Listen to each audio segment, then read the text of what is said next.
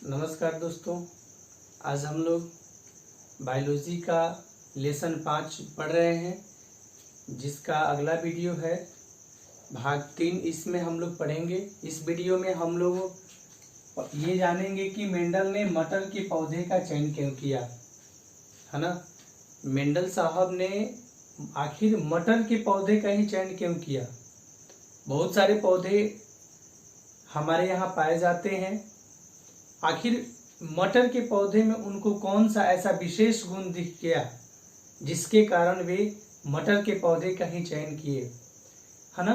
तो उसी के कारणों को आज हम लोग जानेंगे, है ना। तो देखिए, मेंडल ने मटर के पौधे का चयन क्यों किया। तो पहला कारण है कि मटर में 7 जोड़ा विपरीत गुण पाया जाता है। जी, मटर में कितना जोड़ा विपरीत गुण पाया जाता है? 7 जोड़ा, है ना। और 7 जोड़ा विपरीत गुण कौन कौन है, इसको भी यहाँ जान लीजिए। देखिए, पहला है तने की लंबाई, है ना। पहला गुण है तने की लंबाई। तो मटर में कुछ ऐसे पौधे होते हैं जो लंबे कद के होते हैं, है ना। और कुछ ऐसे पौधे होते हैं जो बौने कद के होते हैं, अर्थात जो नाटा होते हैं, है ना। दूसरा गुण है फूल का रंग, है ना। तो कुछ ऐसे पुष्प होते हैं जो बैंगनी रंग के होते हैं और कुछ ऐसे होते हैं जो सफेद रंग के होते हैं, है ना। तीसरा गुण है बीज का रंग, है ना। तो मटर का जो बीज होता है वह कुछ पीला रंग का होता है तो कुछ हरा रंग का होता है। बीज का आकार, है ना। तो बहुत ऐसे मटर के बीज होते हैं जो एकदम गोल होते हैं, है ना। और कुछ ऐसे मटर होते हैं जिनके बीज जो होते हैं झुर्रीदार होते हैं, है ना। तो बीज का आकार गोल या झुर्रीदार। पांचवा गुण है फली का रंग। तो मटर का जिसमें दाना लगता है, जो फली होता है, वह फली या तो हरा रंग का होता है या तो पीला रंग का होता है। छठा है फली का आकार। तो जो फली का आकार है, कुछ पौधे होते हैं मटर के जिसमें फली का आकार जो होता है फूला हुआ रहता है, और कुछ ऐसे होते हैं जिसमें सिकुड़ा हुआ रहता है। सातवां है फूल की स्थिति। तो जो फ्लावर उसमें लगता है तो कुछ अक्षीय यानी अक्ष पे लगता है और कुछ शीर्षस्थ भाग पे लगता है ना। तो जितना भी आप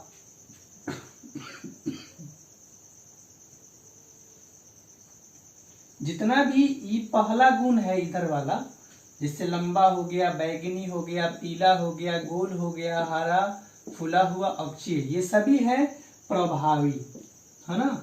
ये सभी प्रभावी गुण है, यानी मटर में ये सारे पौधे प्रभावी होते हैं, यानी दिखते हैं, है ना। ये अप्रभावी हो गए। जो बाद वाला लिखा हुआ है ना शब्द, वो सभी है अप्रभावी गुण, ठीक है। अब देखिए, मेंडल ने मटर का पौधा इसलिए चुना क्योंकि इसमें 7 जोड़ा विपरीत गुण मौजूद था। दूसरा इसमें इसका कारण है कि मटर जो है द्विलिंगी पौधा होता है।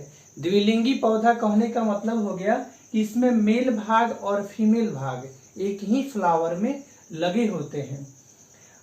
तीसरा इसका कारण है कि मटर आसानी से उगने वाला पौधा है, मटर को हम आसानी से उगा सकते हैं। 4 नंबर इसका विशेषता है कि मटर जो है 1 वर्षीय होता है ना। 5वां है कि इसे आसानी से विपुंसित किया जा सकता है, यानी कि उसके पराग कोश को विकसित होने से पहले काटकर हटा दिया जाता है। यही प्रक्रिया विपुंसन कहलाता है ना। तो हम कृत्रिम रूप से मटर के पौधे के पराग कोश को, है ना, काट करके हटा सकते हैं आसानी से। वहीं यहाँ लिखा गया है कि इसे आसानी से विपुंसित किया जा सकता है, ठीक है। तो हम लोगों ने जान लिया कि मेंडल ने मटर के पौधे का चयन क्यों किया, है ना। तो मेंडल ने मटर के पौधे का चयन इसलिए किया क्योंकि मटर में 7 जोड़ा विपरीत गुण मौजूद था।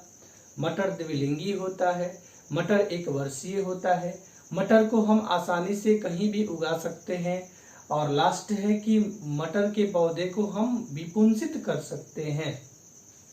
इन्हीं कारणों से मेंडल ने मटर के पौधे का चयन किया। और 7 जोड़ा जो विपरीत गुण था, इसको हम लोगों ने देखा कि पहला है तने की लंबाई, है ना। तो तने की लंबाई में प्रभावी गुण में हो गया लंबा, अप्रभावी में हो गया बौना। दूसरा हो गया फूल का रंग बैंगनी, अप्रभावी में सफेद। बीज का रंग तीसरा है पीला और हरा। बीज का आकार 4 नंबर है गोल या झुर्रीदार। फली का रंग यानी फली का रंग कैसा है, हरा या पीला। तीसरा है फली का आकार है फूला हुआ या सिकुड़ा हुआ। 7 नंबर है फूल की स्थिति अक्षीय या शीर्षस्थ, है ना। तो ये 7 जोड़ा विपरीत गुण हो गया। अब देखिए मेंडल ने जो प्रयोग किए थे उसमें कुछ पारिभाषिक शब्द थे। इन पारिभाषिक शब्द को हम लोग जानेंगे। पहला है जीन क्या है। डीएनए का क्रियात्मक खंड जीन कहलाता है। जो डीएनए है जो कोशिका के केंद्रक के अंदर पाया जाता है, गुणसूत्र के अंदर पाया जाता है ना, वो डीएनए के क्रियात्मक खंड ही जीन कहलाता है। और जो जीन होता है वह गुणसूत्र के अंदर पाया जाता है। जीन कहाँ पाया जाता है, गुणसूत्र के अंदर। दूसरा है एलील क्या है, देखिए समजात गुणसूत्र के किसी खास बिंदु पर पाए जाने वाले जीन के जोड़े जो होते हैं ना, वो एलील कहलाते हैं। फिर से देख लीजिए, समजात गुणसूत्र के किसी खास बिंदु पर पाए जाने वाले जीन के जोड़े ही एलील कहलाते हैं। जैसे किसी बच्चा में माँ के शरीर का ये गुणसूत्र है और पिता से ये गुणसूत्र मिला, है ना। देखिए तो समजात गुणसूत्र के किसी खास बिंदु पर, तो ये समजात गुणसूत्र हो गया। और इसके किसी खास बिंदु पर मान लेते हैं कि यहाँ जो है आई कलर वाला जीन है, आई कलर का जो जीन है यही कहलाएगा एलील, इसे ही एलील कहते हैं, है ना। अगला इसका भाग है जीनोटाइप। देखिए जीनोटाइप क्या होता है।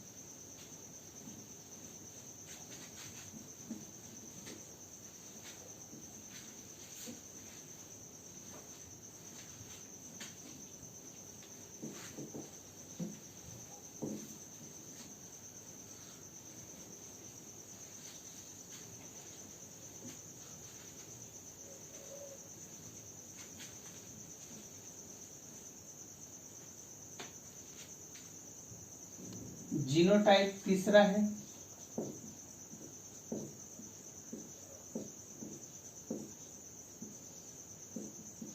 देखिए किसी जीव की जीनी रूपी संरचना को ही जीनोटाइप कहा जाता है। किसी जीव की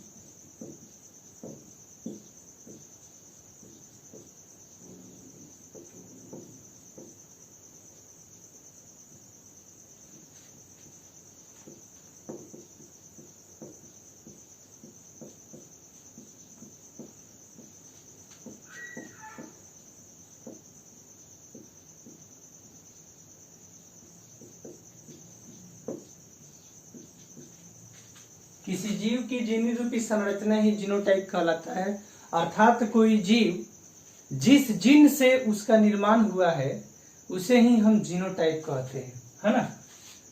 अब देखिए अगला 4 नंबर है फिनोटाइप।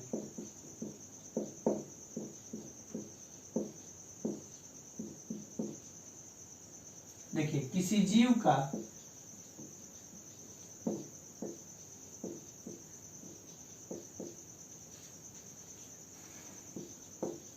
वह लक्षण जो स्पष्ट रूप से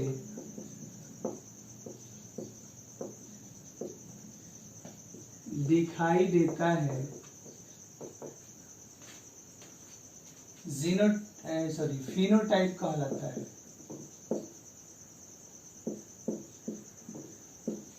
फिनोटाइप या लक्षण प्रारूप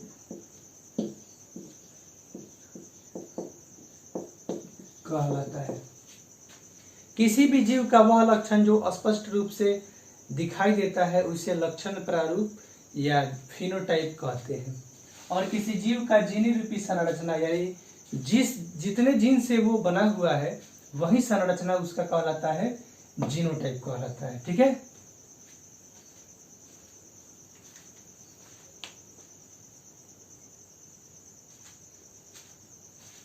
अब इसके बाद हम लोग पढ़ेंगे मेंडल का प्रयोग, है ना। मेंडल ने किस प्रकार से अपना प्रयोग किया।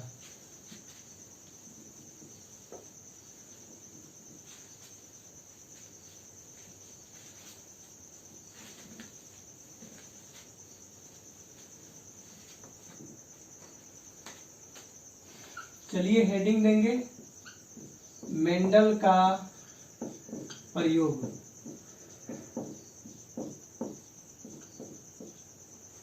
मेंडल ने किस प्रकार से अपना प्रयोग किया, है ना। सबसे पहले प्रयोग को समझ लीजिए।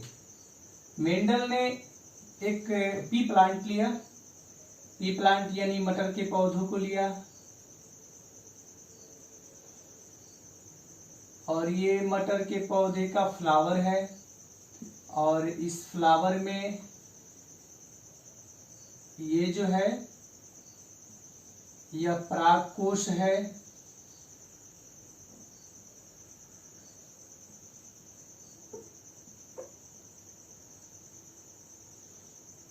और ये वर्तिकाग्र है,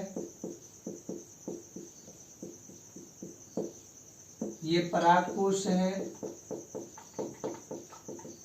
ठीक है, चलिए तो आप सभी ने लेसन 2 में ये जान लिया था कि पराग कोश से पराग कण का वर्तिकाग्र पर पहुंचना ही परागन कहलाता है, पॉलिनेशन कहलाता है ना। पॉलिनेशन के पश्चात ही किसी भी पौधा के अंदर बीज बनते हैं और फल बनते हैं, है ना। तो देखिए यह एक मटर का पौधा हो गया, ये मटर का दूसरा पौधा है,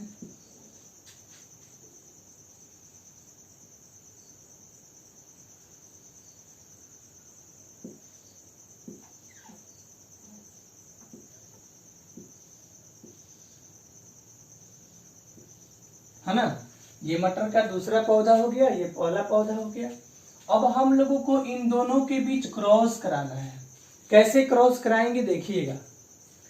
मेंडल ने क्या किया कि सबसे पहले इस पौधे के परागकोश को विकसित होने से पहले ही काट दिया, विकसित होने से पहले इसको कट कर दिया, है ना। यानी कि पराग कोश को विकसित होने से पहले काटने की प्रक्रिया ही विपुंसन कहलाता है, इमस्कुलेशन,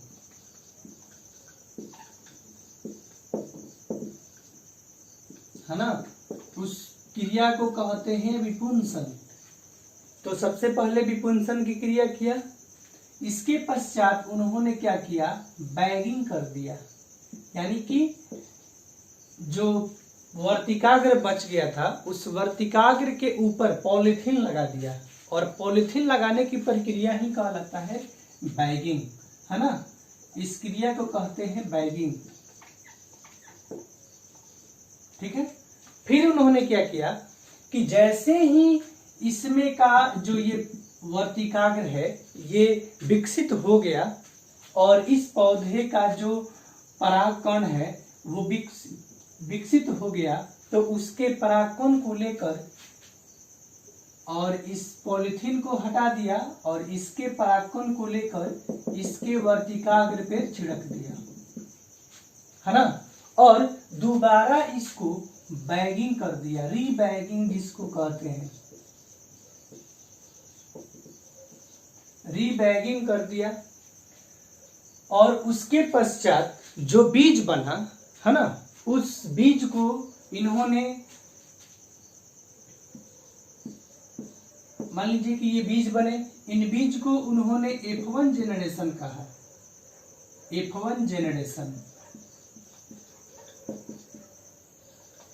यानी प्रथम पीढ़ी।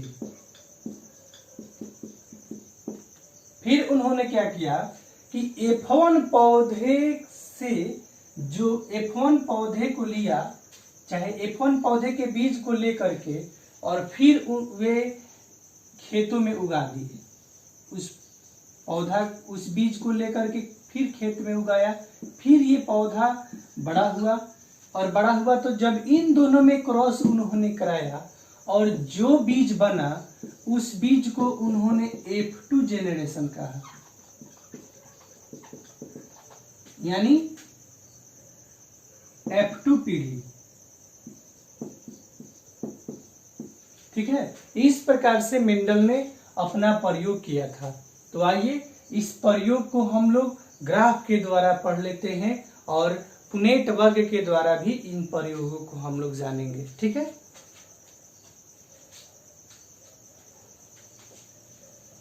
फिर से सुन लीजिए मेंडल ने क्या किया था अपने प्रयोग में। दो पौधे को ले लिया, विपरीत गुण वाले पौधे। मान लेते हैं कि ये लंबे पौधे हैं, ये लंबा पौधा है, ये नाटा पौधा है। ठीक है, और लंबे पौधे को कैपिटल टी से, नाटे पौधे को स्मॉल टी से सूचित किया जाता है। तो उन्होंने लंबे पौधे के वर्तिकाग्र को रहने दिया और इसके पराग कोष को काटकर हटा दिया, जिसे हम इमस्कुलेशन कहते हैं, और फिर उसको बैगिंग कर दिया, यानी पॉलीथीन से ढक दिया, ताकि किसी दूसरे पौधे का परागकण इस पे आके न पड़े। फिर उन्होंने क्या किया कि दूसरे पौधे का जब परागकण विकसित हो गया तो इस पॉलीथीन को हटाकर और इसके परागकण को लेकर के और लंबे पौधे के वर्तिकाग्र पे गिरा दिया और फिर उसे रीबैगिंग कर दिया, ताकि किसी दूसरे पौधे का परागकण न आके गिरे इस पे। और इस प्रकार से जो बीज बना उस बीज को उन्होंने प्रथम पीढ़ी कहा। और फिर प्रथम पीढ़ी के बीज को बगीचे में उन्होंने उगाया और उनके बीच फिर क्रॉस किया इसी प्रकार से। तो जो बीज बना उसे F2 जेनरेशन, F2 पीढ़ी के नाम से जाना गया। आइए इन प्रयोगों को हम लोग ग्राफ के माध्यम से जान लेते हैं, तो जल्दी से समझ में आ जाएगा।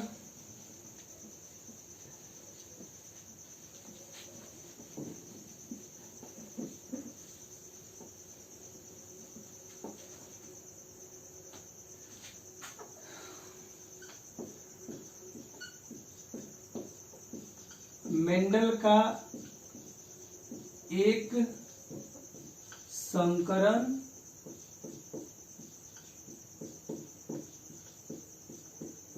क्रॉस। ठीक है, अब हम लोग को पढ़ना है मेंडल का एक संकरण क्रॉस क्या है। ठीक है, देखिए सबसे पहले मेंडल ने, अच्छा इसको एक संकरण क्रॉस क्यों कहते हैं, क्योंकि मेंडल साहब ने मटर के पौधे के एक लक्षण का उपयोग करके और प्रयोग किया। ठीक है, इसलिए इसे हम लोग एक संकरण क्रॉस कहते हैं। तो सबसे पहले उन्होंने क्या किया, एक लंबा पौधा लिया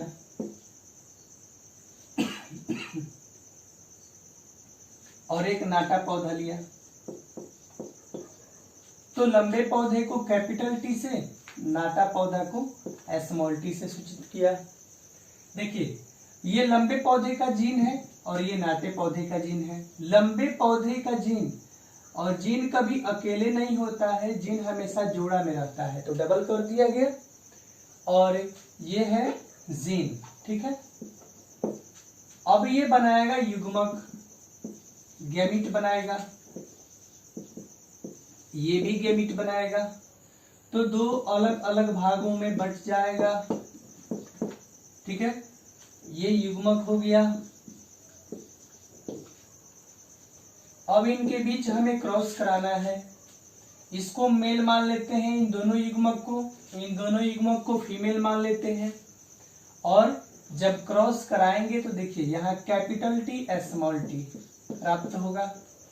फिर इसी का क्रॉस दूसरे युग्मक से कराएंगे तो कैपिटल टी स्मॉल टी होगा।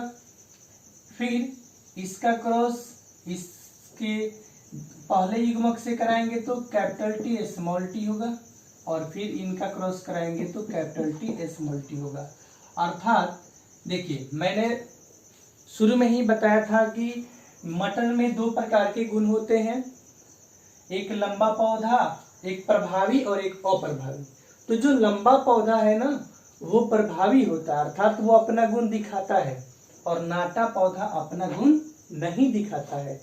कब? जब कैपिटल टी के साथ में रहता है तब। यानी कि मान लीजिए कि कैपिटल टी बड़ा भाई है, स्मॉल टी छोटा भाई है, तो बड़े भाई के सामने छोटे भाई का कोई महत्व नहीं है, यानी बड़ा भाई ही अपना गुण दिखाएगा, छोटा भाई अपना गुण नहीं दिखाएगा। अर्थात इन पौधे को, इस पीढ़ी को कहा गया F1 पीढ़ी, है ना।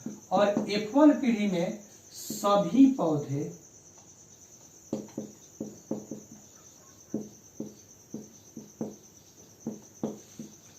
लंबे हुए, है ना।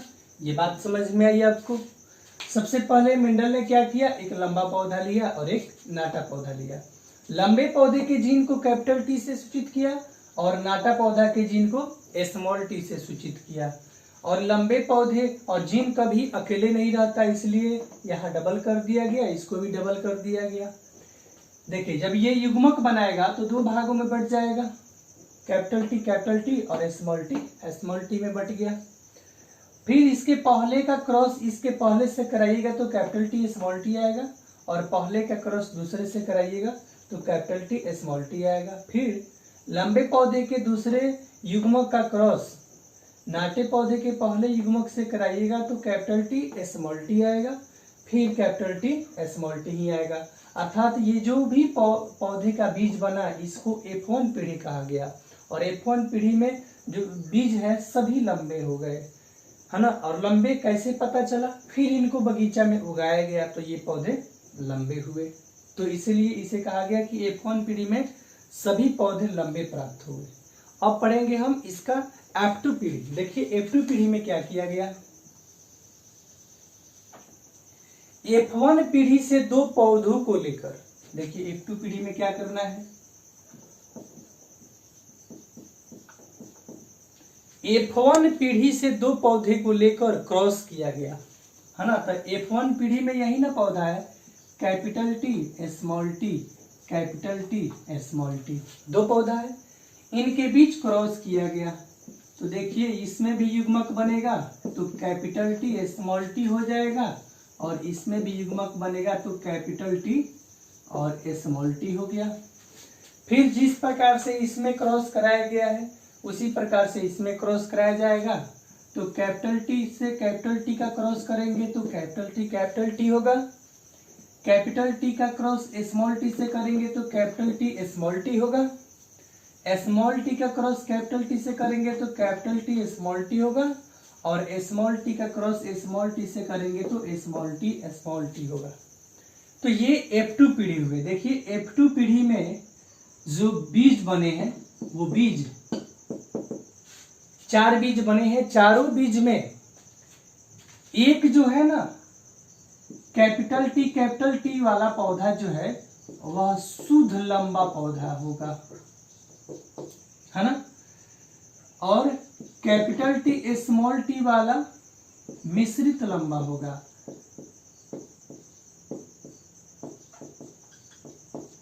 और स्मॉल टी वाला ये शुद्ध नाटा पौधा होगा, है ना। ये दोनों तो देखने में लंबा पौधा ही लगेगा, लेकिन अगर इसका जीन देखा जाएगा तो ये मिश्रित जीन वाला हुआ, यानी कि इसमें लंबा और नाटा दोनों पौधा का जीन मिश्रित है, इसीलिए इसे मिश्रित लंबा कहा गया। और इसमें सिर्फ कैपिटल टी इसलिए इसको शुद्ध लंबा कहा गया। इसमें स्मॉल टी है इसलिए इसको शुद्ध नाटा पौधा कहा गया। अब आइए हम लोग देख लें कि एक संकरण क्रॉस का जीनोटाइप अनुपात क्या होता है, फिनोटाइप अनुपात क्या होता है।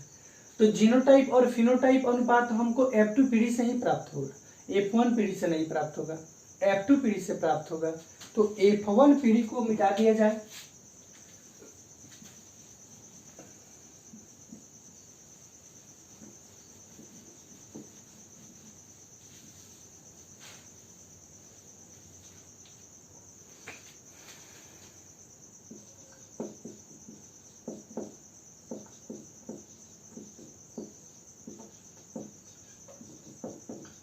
इस अनुपात को हमेशा याद रखना है। परीक्षा में बहुत बार ये पूछा गया है कि मेंडल के एक संकरण क्रॉस का फिनोटाइप अनुपात क्या होता है, मेंडल के एक संकरण क्रॉस का जीनोटाइप अनुपात क्या होता है। तो अनुपात हमेशा याद रखना है, ऑब्जेक्टिव क्वेश्चन इससे बहुत आता है। तो फिनोटाइप अनुपात, मैंने आपको शुरू में ही बताया कि किसी जीव का वह गुण जो स्पष्ट रूप से दिखाई देता है उसे हम क्या कहेंगे, उसे फिनोटाइप अनुपात कहेंगे। देखिए तो यहाँ 4 पौधा बना है, 4 पौधा में ये कैपिटल टी वाला पौधा ये तो लंबा हुआ, ये भी लंबा पौधा हुआ, ये भी लंबा पौधा हुआ। देखने से ये 3 पौधे लंबे हो गए और लेकिन 1 पौधा नाटा हुआ है ना। तो देखिए तो अनुपात निकालेंगे तो लंबा पौधा अनुपात नाटा पौधा का, तो लंबा पौधा की संख्या कितना होगा 3 और नाटा पौधा की संख्या कितना होगा 1। तो इसका फिनोटाइप अनुपात हो गया 3:1। अब देखिए इसका हम निकालेंगे जीनोटाइप अनुपात, है ना। तो जीनोटाइप अनुपात निकालेंगे तो कैसे निकलेगा, देखो 3 प्रकार के जीन यहाँ हम लोग को प्राप्त हुआ है, यानी कि कैपिटल टी जीन वाला अनुपात, capital T small T gene वाला अनुपात और स्मॉल टी का अनुपात। तो देखिए कैपिटल टी की संख्या कितना है, सिर्फ 1 है तो 1 हो गया अनुपात। कैपिटल टी स्मॉल टी की संख्या कितना है 2 है तो 2 अनुपात। स्मॉल टी की संख्या कितना है 1 है। तो देखिए मेंडल के एक संकरण क्रॉस का जीनोटाइप अनुपात 1:2:1 हुआ और फिनोटाइप अनुपात 3:1 हुआ। कैसे हुआ मैंने आपको यहाँ बता दिया है ना, तो इसको समझ लीजिए। फिर यदि आपको इसी प्रयोग को कहा जाए कि इसी ग्राफ को कहा जाए कि पुनेट वर्ग के द्वारा समझाइए, तो देखिए पुनेट वर्ग क्या होता है।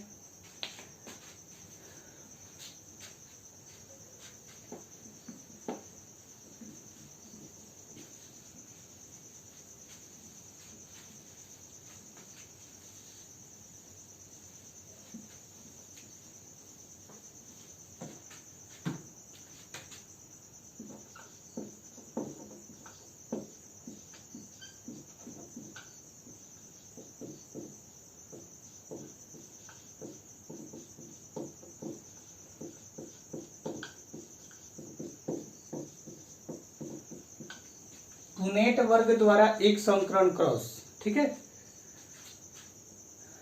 सबसे पहले आपको एक वर्ग बना लेना होगा।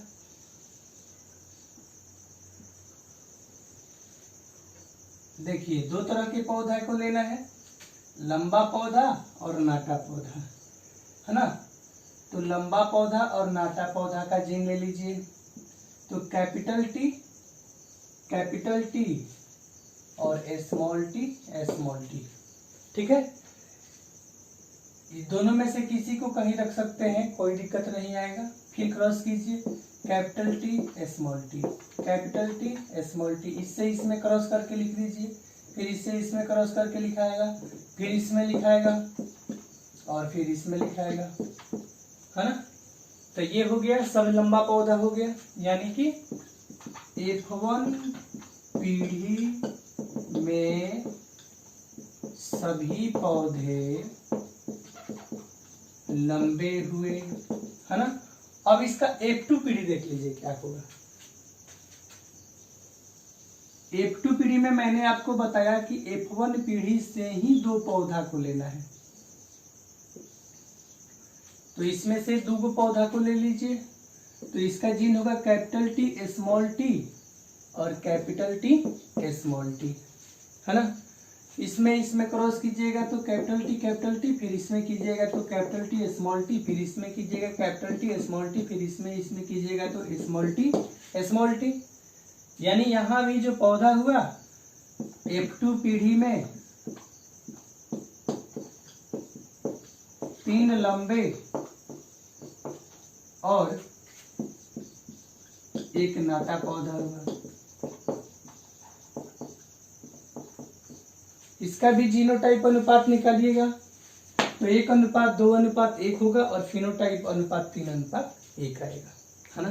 तो ये रहा मेंडल के एक संकरण क्रॉस का वर्णन, और अगले वीडियो में हम लोग मेंडल के द्विसंकरण क्रॉस को पढ़ेंगे। Thank you.